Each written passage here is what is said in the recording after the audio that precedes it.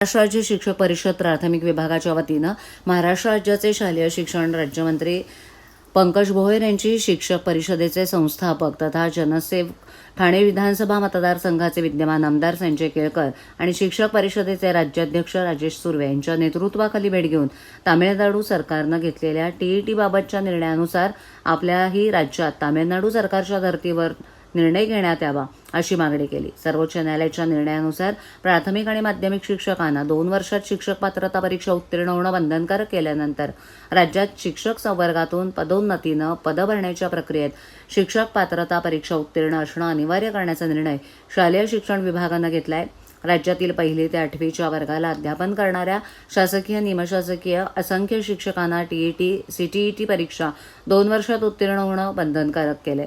राज्यातील 1ली ते 8वीच्या वर्गाला अध्यापन करणारे अनेक सेवाज्येष्ठ शिक्षक पदोन्नतीसाठी पात्र आहेत।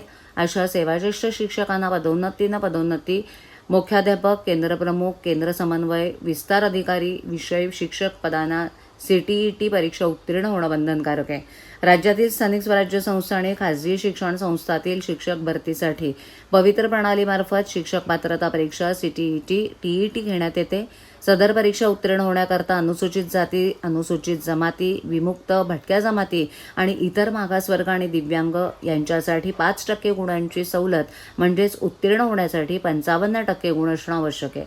तसंच माजी सैनिक, शहीद सैनिकांच्या पत्नी, त्यांचे कुटुंबीय यांना 15% गुणांची सवलत देण्यात येते, म्हणजे उत्तीर्ण होण्यासाठी 45%ची आवश्यकता आहे।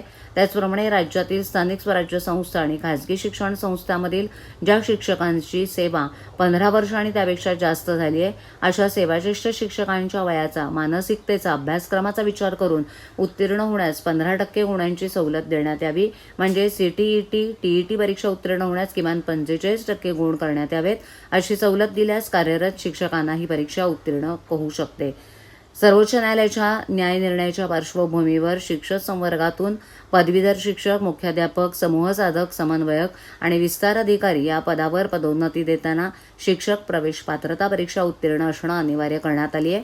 पदोन्नती प्रक्रिया राबवण्याबाबत विविध शिक्षक संघटना यांनी नाराजी व्यक्त करून परीक्षेतून पदोन्नतीस पात्र शिक्षकांना परीक्षेतून सूट द्यावी अशी विनंती केली आहे। सर्वोच्च न्यायालयाच्या निर्णयाच्या अनुषंगानं करायच्या कार्यवाहीसंबंधी शासनामार्फत राष्ट्रीय शिक्षण परिषदेकडे तसंच केंद्र सरकारच्या शालेय शिक्षण विभागाकडे आपल्या कार्यालयामार्फत मार्गदर्शन मागवण्यात आलं असून याबाबत सुस्पष्ट अभिप्राय प्राप्त झालेला नाही।